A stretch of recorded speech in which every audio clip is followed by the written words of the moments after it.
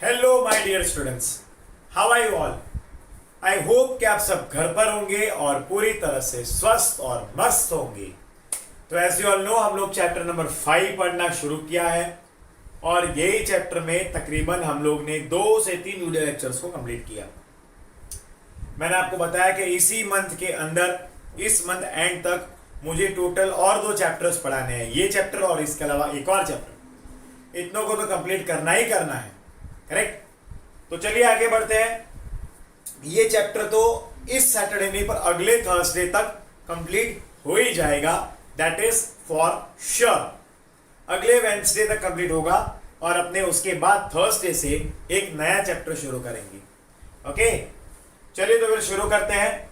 That is what are types of adsorption, जो हमारा आज का टॉपिक है। क्या है?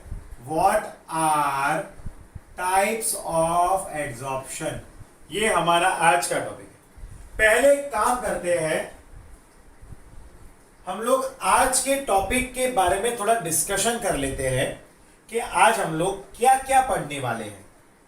तो बेसिकली हमने ये तो पढ़ लिया कि भाई एड्सॉर्प्शन क्या होता है, फिर हमने ये भी पढ़ा कि भाई एड्सॉर्प्शन क्यों होता है, करेक्ट, और उसके रिलेटेड कुछ टर्म्स एंड डेफिनेशंस भी हमने पढ़े। अब आज के इस वीडियो लेक्चर के अंदर हमें ये भी पढ़ना है कि एड्सॉर्प्शन के टाइप्स क्या होते हैं, यानी कि क्या उसके अलग अलग टाइप्स होते हैं, और अगर होते हैं तो वो कौन से रहते हैं, उनके बारे में डिटेल्स पढ़ना है। और उसके बाद हमने कुछ और भी डिफरेंसेस पढ़ने हैं आज ही के दिन, एंड हम लोग फैक्टर्स अफेक्टिंग एड्सॉर्प्शन आज के लेक्चर में शुरू करेंगे, और उसमें हम लोग नेचर ऑफ एड्सॉर्बेंट आज ही के इस लेक्चर के अंदर कंप्लीट करेंगे। तो चलिए फिर शुरू करते हैं आज का ये इंटरेस्टिंग लेक्चर। तो टॉपिक हमारा है that is what are the types of adsorption. आज का हमारा टॉपिक क्या है? What are types of adsorption. Adsorption के टाइप्स क्या है? What are the types of adsorption. चलिए शुरू करते हैं। अब आराम से एकदम अच्छी तरह से डिटेल में पढ़ेंगे। तो यहां पर 2 टाइप के एड्सॉर्प्शन होते हैं। एक होता है फिजिसॉर्प्शन एंड दूसरा होता है केमिसॉर्प्शन। इस तरह से 2 टाइप के एड्सॉर्प्शंस रहते हैं। लेकिन ये जो एड्सॉर्प्शन है, depending upon the nature of forces between adsorbate and adsorbent, adsorptions are of 2 types. अब ये कौन से टाइप का एड्सॉर्प्शन कहां पर हुआ, वो हमें कैसे पता चलेगा? तो वो हमें एड्सॉर्बेट एंड एड्सॉर्बेंट दोनों के बीच में जो बॉन्डिंग हुआ है, फोर्सेस ऑफ अट्रैक्शन है, उसका नेचर क्या है, उससे पता चलेगा। Depending upon the nature of forces of attraction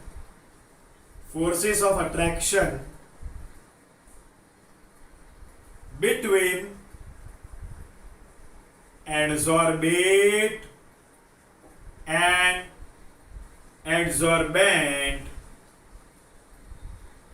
adsorption types are 2। ठीक है, यानी कि मान लो हमारे पास एड्सॉर्बेंट है और उसके ऊपर आने वाला जो एड्सॉर्बेट है, अब इन दोनों के बीच में जो भी फोर्स ऑफ अट्रैक्शन का नेचर है, उससे डिसाइड होता है कि यहां पर टाइप क्या होगा। वो टाइप इस बात पे डिपेंड होता है। देखते हैं जरा ध्यान से, अटेंटिव रहना जरा। टाइप्स ऑफ एड्सॉर्प्शन में देखो, अगर हम लोग फिजिसॉर्प्शन की बात करते हैं तो उसमें रहता है वंडरवाल फोर्स ऑफ अट्रैक्शन। क्या रहेगा? वांडर वाल फोर्स ऑफ अट्रैक्शन FOA लिखा। एंड केमिस ऑप्शन में एक प्रॉपर टाइप का केमिकल बॉन्ड बनता है। केमिस ऑप्शन में एक प्रॉपर टाइप का बॉन्ड बनता है। अब वो बॉन्ड कौन सा होगा? तो वो होता है कोवलेंट बॉन्ड। क्या रहता है? Covalent bond. अब बेसिकली फिजिक्स ऑप्शन में क्या हुआ कि हमारे पास कोई एड्सॉर्बेंट है, वो एड्सॉर्बेंट के ऊपर एड्सॉर्बेंट कोई आया और चिपका सिर्फ। अब उसने बॉन्ड फॉर्मेशन नहीं किया, वो सिर्फ आके चिपका ही है, तो उसको हम लोग बोलते हैं फिजिक्स ऑप्शन। वो फिजिकली सिर्फ आया है, फिजिकली आया है, उसने बॉन्ड फॉर्मेशन नहीं किया, it has not form the bond, तो उसको हम लोग क्या बोलते हैं? That is called to be as a physics option. और अगर वो केमिकल बॉन्ड फॉर्मेशन हुआ, और केमिकल बॉन्ड भी इधर एक ही बनता है, वो है कोवलेंट बॉन्ड फॉर्मेशन, तो उसको हम लोग बोलते हैं केमिस ऑप्शन। अब यहां पर आप एक चीज जज कर सकते हो कि फिजिक्स ऑप्शन में वांडरवाल फोर्स ऑफ अट्रैक्शन अगर है, तो यहां तो सिर्फ फोर्स ऑफ अट्रैक्शन ही है, और यहां पर एक प्रॉपर टाइप का बॉन्ड फॉर्मेशन हो रहा है। अब यहां पर सिर्फ फोर्स ऑफ अट्रैक्शन है और वहां पर एक प्रॉपर टाइप का बॉन्ड फॉर्मेशन हो रहा है, तो दोनों में से स्ट्रॉन्ग कौन होगा? तो दोनों में से केमिस ऑप्शन स्ट्रॉन्गर रहेगा, और ये वीकर होगा। क्यों? क्योंकि यहां तो सिर्फ फोर्स ऑफ अट्रैक्शन है और वहां पर एक बॉन्ड फॉर्मेशन होता है। वहां पर क्या हो रहा है? एक प्रॉपर टाइप का बॉन्ड फॉर्मेशन हो रहा है। A proper kind of bond is formed here. Proper bond हुआ यहां पर। चलिए टाइप्स ऑफ एड्सॉर्प्शन शुरू करते हैं थोड़ा आगे और।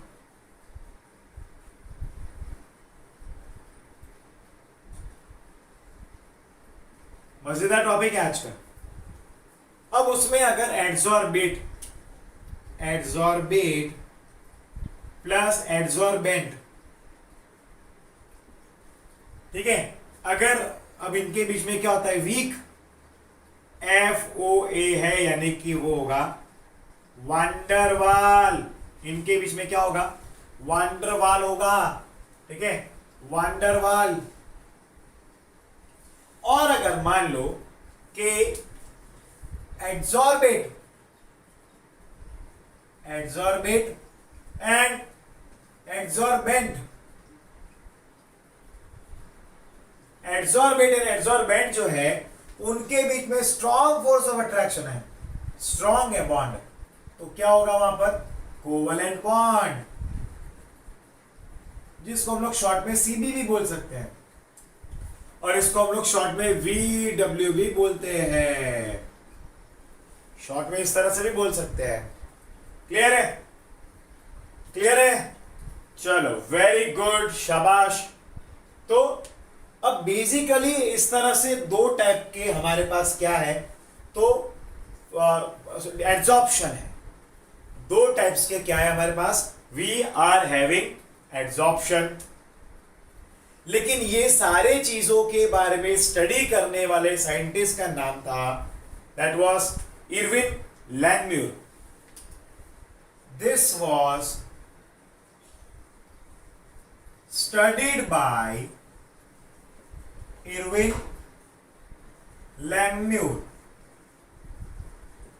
किसने स्टडी किया था? इरविन लैंगम्यूर ने।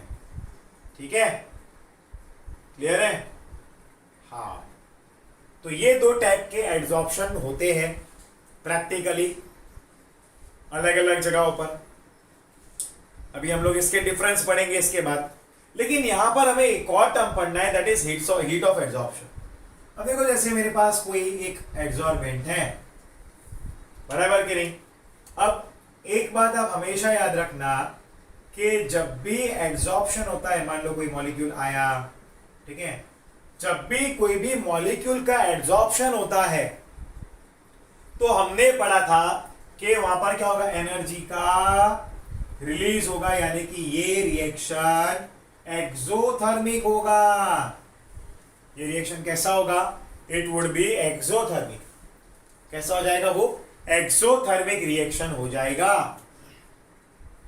It would be an exothermic reaction.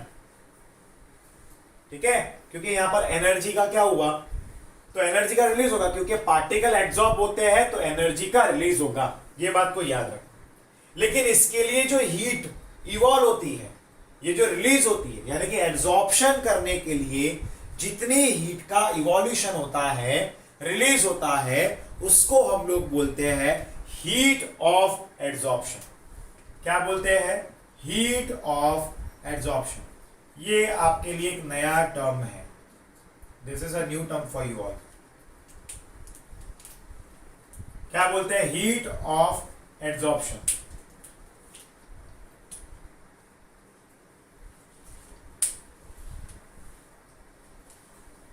Okay, now यहां पर देखना, heat of absorption.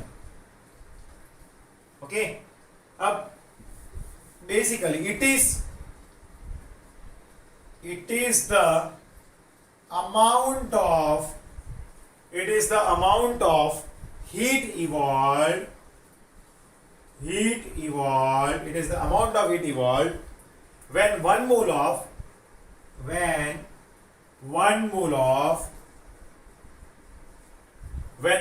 of an adsorbate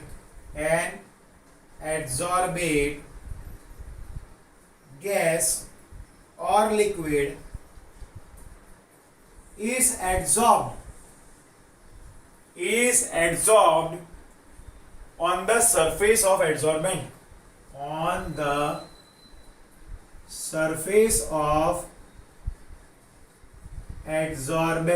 उसके सरफेस पे आया।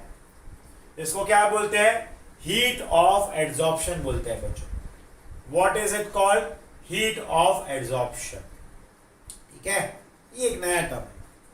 अब इधर तक क्या सबको समझ में आया है? Is everyone clear? आप कमेंट में भी लिख सकते हो कुछ ना कुछ यार, कमेंट में भी लिखते नहीं हो। पूरा वीडियो 1.0 स्पीड से ही देखने का, स्पीड नहीं बढ़ाने की, नॉर्मल स्पीड में ही देखने का।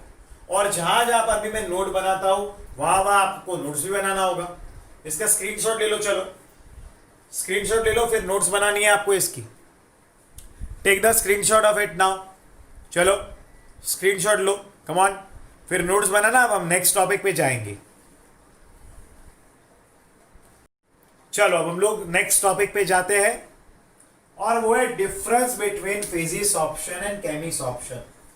अरे देखो, मैं एक जनरल डिफरेंस आपको बताऊं कि मैं ये मार्कर से इस बोर्ड पे लिख रहा हूं, मार्कर्स के जरिए मैं इस बोर्ड पे लिख रहा हूं, तो मैं जो यहां पर लिख रहा हूं बच्चों, what ever I am writing here, तो क्या ये सारी इंक इस बोर्ड के अंदर धंस रही है?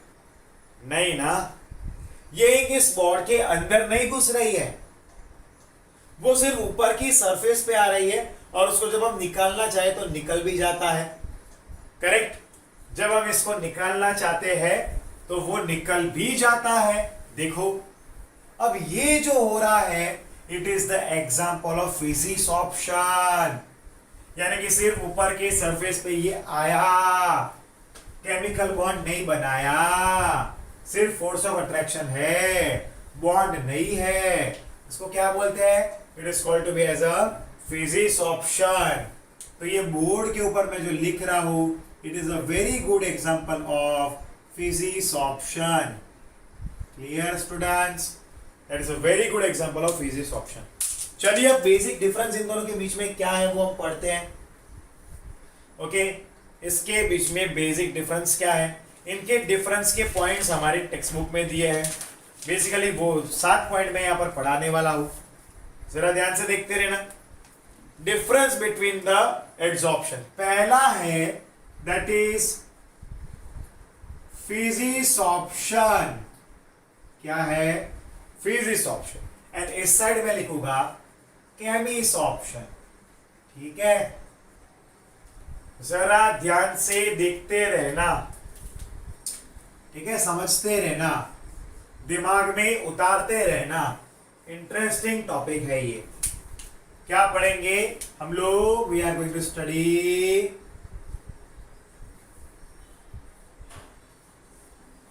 ओके।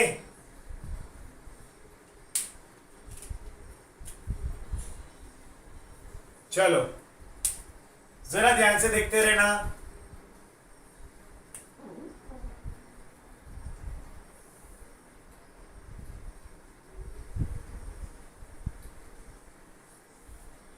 ध्यान से देखते रहना। चलो पहला पॉइंट क्या है, पहला पॉइंट क्या है, अटेंटिव रहोगे। सातों सात पॉइंट मैं यहां पर लिख दूंगा।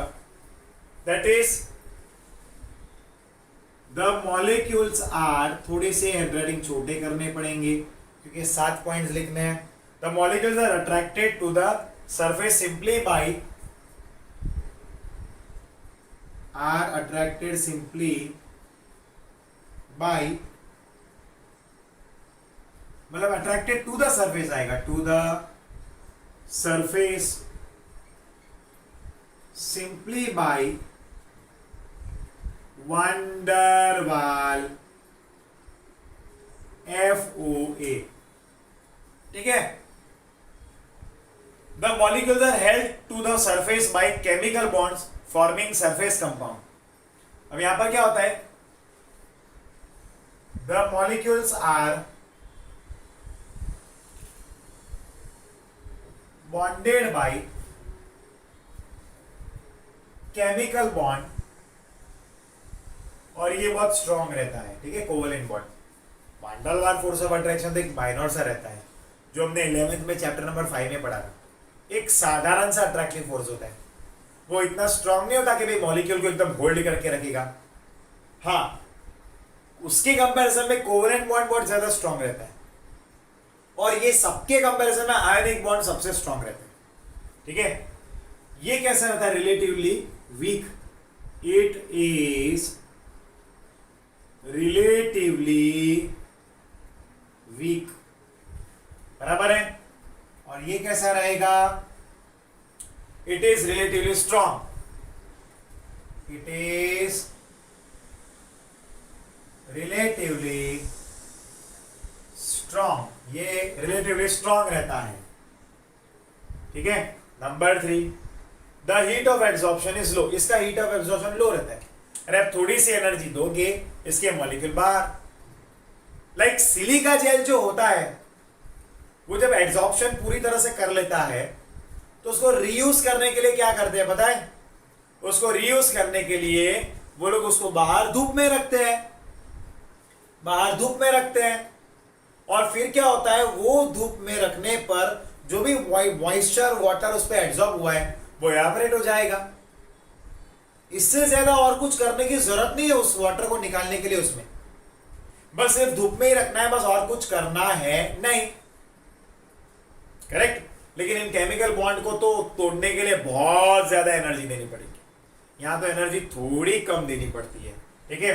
The heat of absorption, the heat of adsorption is as low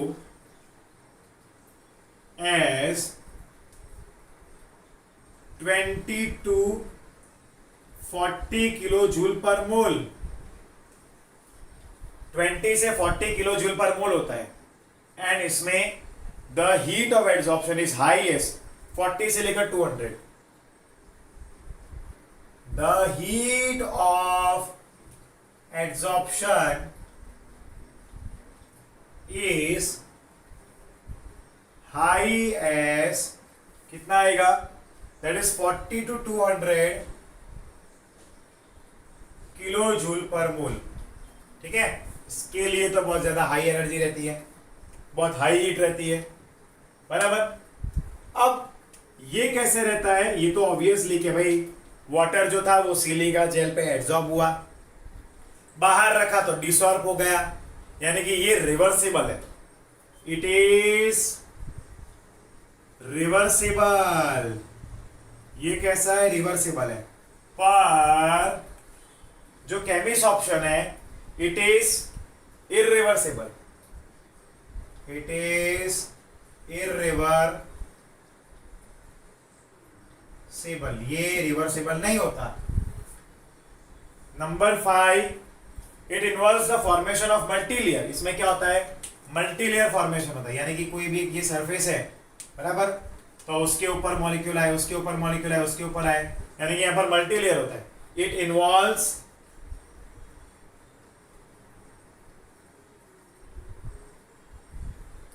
the formation of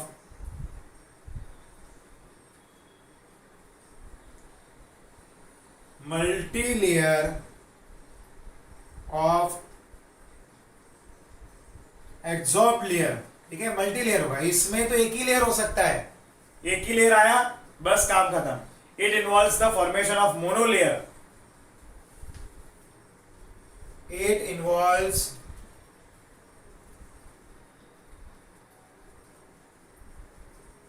the formation of monolayer adsorbed. ठीक है, ठीक है, मोनोलेयर एक ही लेयर बनेगा. जो सब्सटेंस है उसके ऊपर एक ही लेयर आएगा इसमें.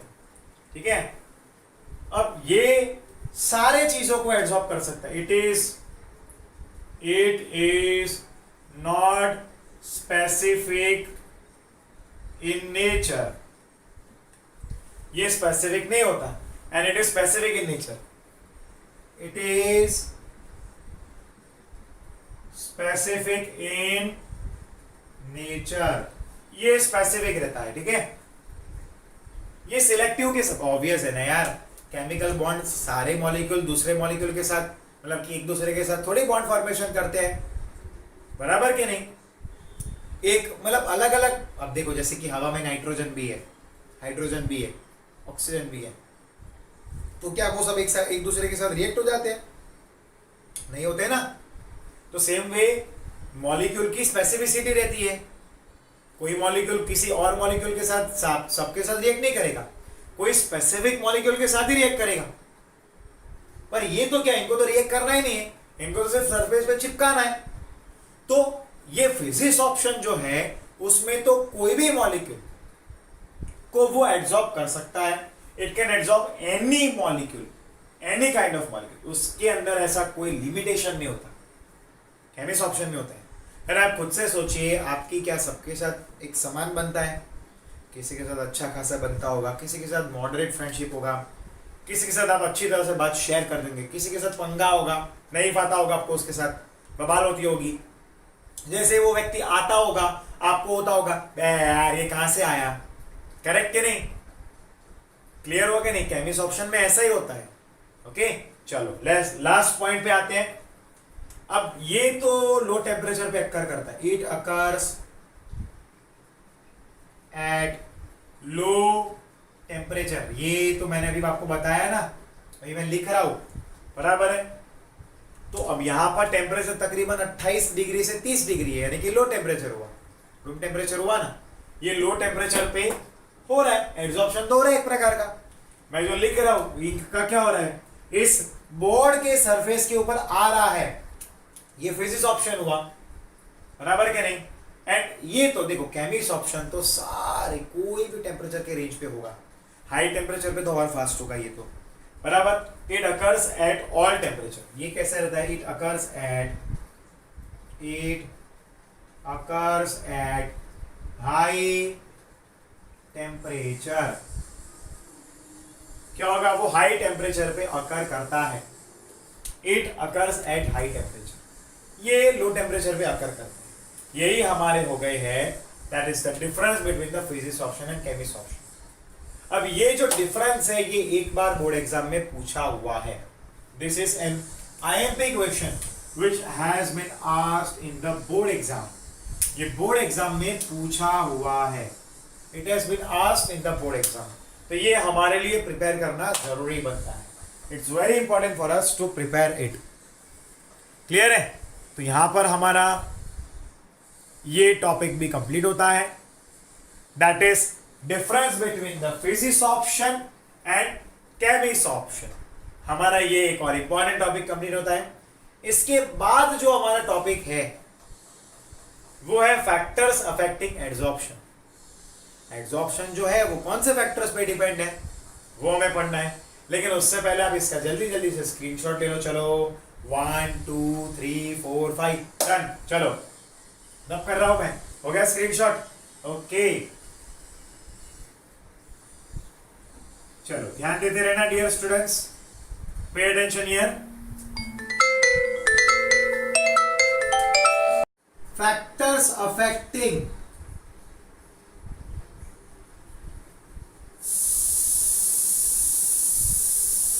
एब्जॉर्प्शन, फैक्टर्स अफेक्टिंग एब्जॉर्प्शन, जरा ध्यान देना इधर। ये टॉपिक में हम लोग इस लेक्चर में इसका एक फैक्टर पूरा डिटेल में पढ़ने वाले हैं। पहला फैक्टर है that is nature of adsorbent,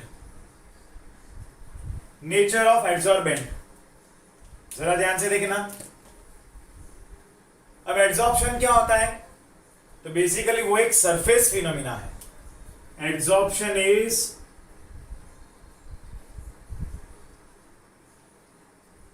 surface phenomena. Adsorption क्या एक सरफेस फिनोमिना है। इट डिपेंड्स अपॉन द, अब ये क्योंकि एक सरफेस फिनोमिना है तो ये सरफेस का कितना एरिया है उस पर भी डिपेंड होता है। It depends upon surface area. ये किस पे डिपेंड है? सरफेस एरिया पे डिपेंड है। अब अगर यहां पर सरफेस एरिया बढ़ा तो एब्जॉर्प्शन भी बढ़ेगा, बराबर क्या नहीं? अब समझ लो कि मेरे पास इतने ही साइज का बोर्ड है तो मैंने इतना लिखा। अगर ये बोर्ड का साइज डबल हो गया तो मैं इससे डबल लिख भी पाऊंगा, ज्यादा इंक भी जाएगी, करेक्ट कि नहीं? तो सरफेस एरिया बढ़ा तो ज्यादा इंक का एब्जॉर्प्शन बढ़ा, यानी कि ज्यादा मैं लिख पाया, समझे? सेम वे यहां पर क्या होता है, सरफेस एरिया दैट इज यहां पर rate of absorption is directly proportional to surface area। ठीक है, ये एक इंपॉर्टेंट पॉइंट है हमारे लिए।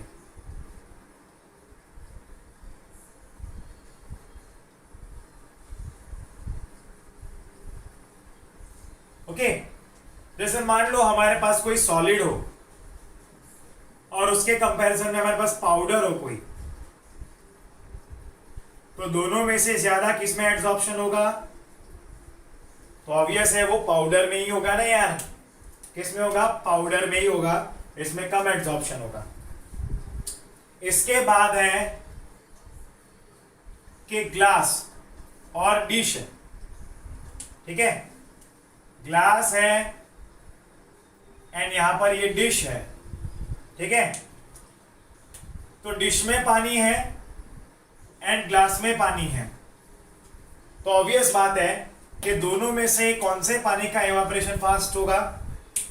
तो वो डिश के पानी में होगा, ग्लास के पानी में नहीं होगा। तो ये क्या हो गया यहां पर? क्या हो गया यहां पर? ये तो इसको बोलते हैं दैट इज इवापोरेशन। अब ये क्यों हुआ? सरफेस एरिया की वजह से हुआ।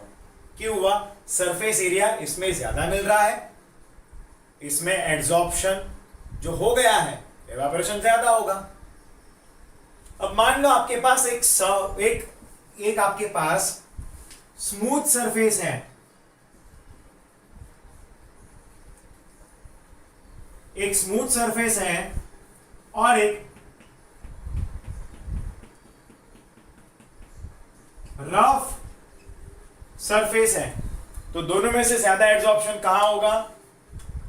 तो रफ में ज्यादा होगा, ठीक है? क्योंकि वहां पर सरफेस एरिया ज्यादा है तो एब्जॉर्प्शन भी ज्यादा होता है, समझे? स्मूथ में उतना एब्जॉर्प्शन नहीं होता क्योंकि वहां पर सरफेस एरिया कम रहता है। रफ में सरफेस एरिया ज्यादा रहता है, एब्जॉर्प्शन भी ज्यादा होता है। एंड इसके बाद है दैट इज अगर हमारे पास चारकोल हो और एक्टिवेटेड चारकोल, तो एक्टिवेटेड चारकोल में ज्यादा एब्जॉर्प्शन होगा। बट ये दोनों के बीच में डिफरेंस क्या? चारकोल एंड एक्टिवेटेड चारकोल में डिफरेंस होता है कि चारकोल को जब हम गर्म करते हैं तो हमें एक्टिवेटेड चारकोल मिलता है। चारकोल को गर्म करने पर एक्टिवेटेड चारकोल मिलता है। क्या मिलता है? एक्टिवेटेड चारकोल मिलता है। क्लियर है? तो ये हो गया इनके बीच का डिफरेंस।